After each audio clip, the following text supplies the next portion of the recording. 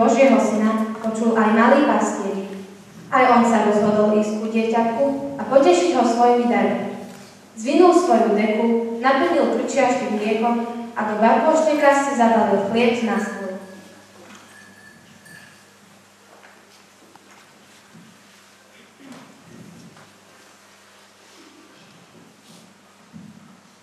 V tomto kraji žil aj veľký zborník. Nechcelo sa mu pracovať a tak žil z toho, čo komu ukradol. Zo svojej jaskyne videl svetlo a počul veselý spev, ale slovám nerozumel. Ty niečo slávia a ja tu sedím sám a v žalúdku mi škvrka od hladu. Prikradnem sa a zistím, čo môžem ukradnúť.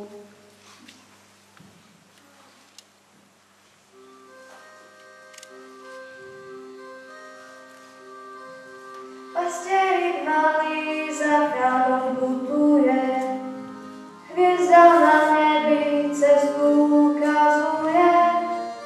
Tieto tri skromné dary chce ti Ježiš dať, veď si Mesiáš, neba zeme kráľ.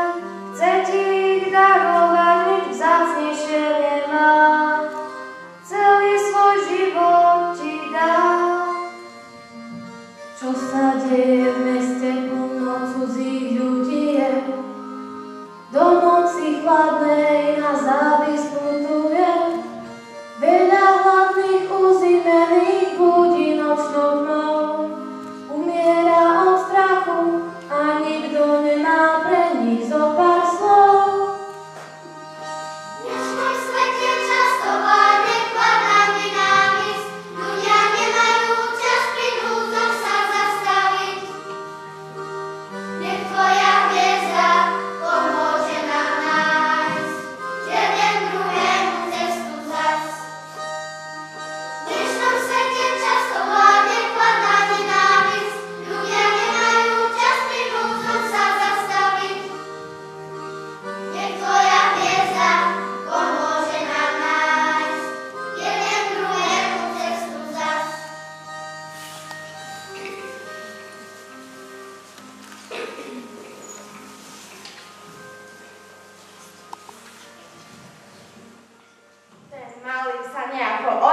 zhoruje.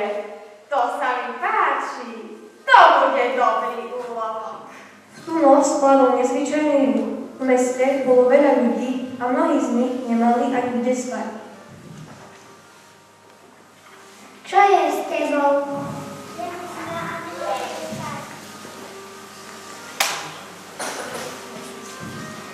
Z misiu? Alému Božiemu synovi by bolo isto povolený, aj budeš mať jeho deku ty. No toto, akému si starcovi daruje deku, ktorú som chcel ukradnúť ja.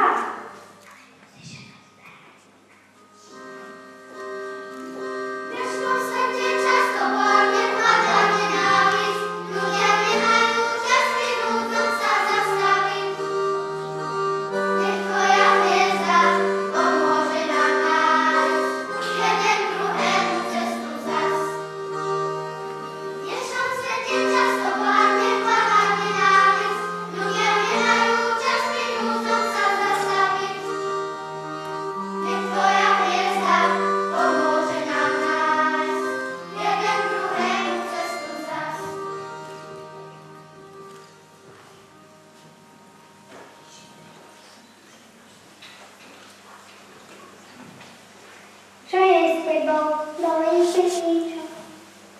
Nie si smedná?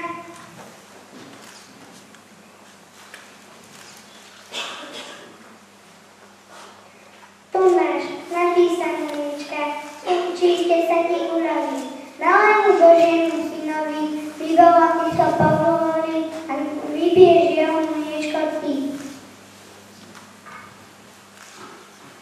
No ale toto je už veľa.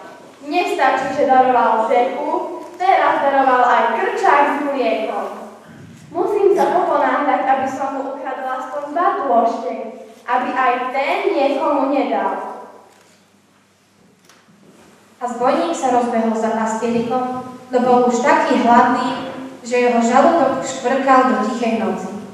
Onedlho sa pripravil na útok. Stoj, 300 hrmených! To tvoj žalúdok tak škvrká. Celý čas počúvam to škvrkanie, je mi ťa ľúto.